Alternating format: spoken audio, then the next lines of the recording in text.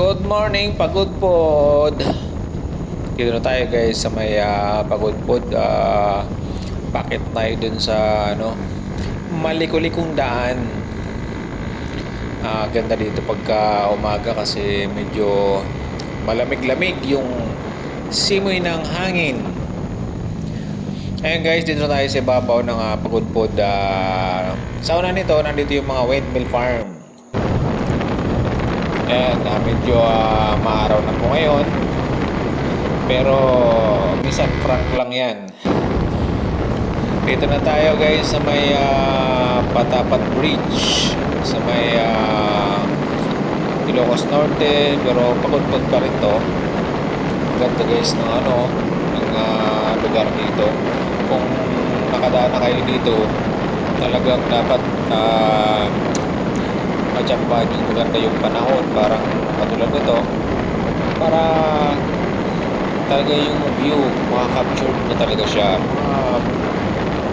pang malakasang video yan. Lalo ba naka-camera 360 kayo, napapawaw talaga kayo sa ganda ng lugar dito. Ngayon guys, dun sa dulo nito baka mag-stop over tayo kasi kailangan din natin mag-breakfast, kailangan natin mag-coffee kasi wala pa tayong almusal. Kaya